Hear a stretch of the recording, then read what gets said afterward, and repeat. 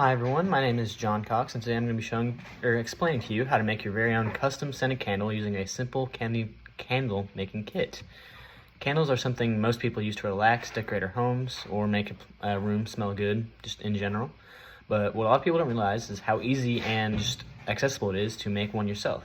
It is a great gift idea or just date idea, whatever you want to use it for. And it's a pretty creative hobby in my opinion, and lets you choose the exact scent and color you like, so it's got a lot of variety.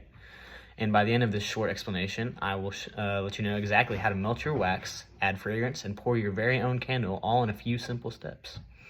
So there's about 3 main steps: prepping your materials, melting and mixing the wax, and pouring and finishing your candle. So before we start, here's what comes in a basic candle making kit: soy wax flakes, a wick, a metal or glass container, a fragrance oil, dye or coloring, which is optional if you don't want that, and a stirring stick. So first, set up your workspace on a flat surface. So some newspaper or cardboard works great to keep the things underneath clean. Now measure your wax is the next step. Most kits have enough to fill about a small candle container. And finally, you need to attach the wick, which is the little thing at the top of a candle, to the bottom center of your container.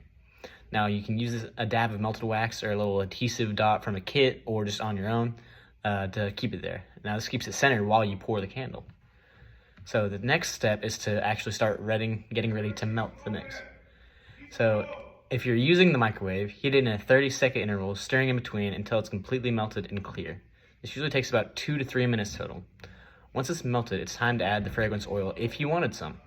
Now pour it slowly into the melted wax and stir gently for about another 30 seconds so the scent spreads evenly. If you want to add color, you can stir in a small piece of dye at this point too.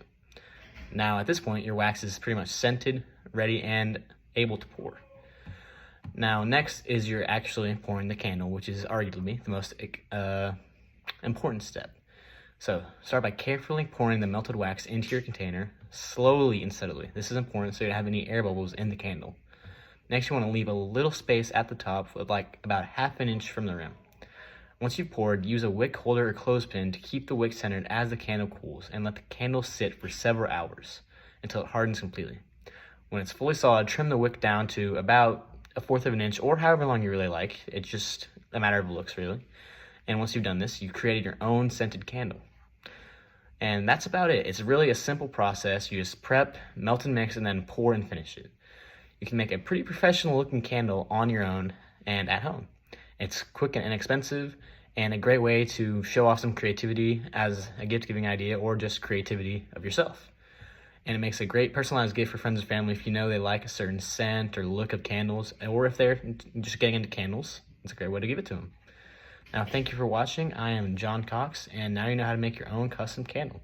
I hope you do give it a try and see how fun it can be, and just a nice, relaxing process.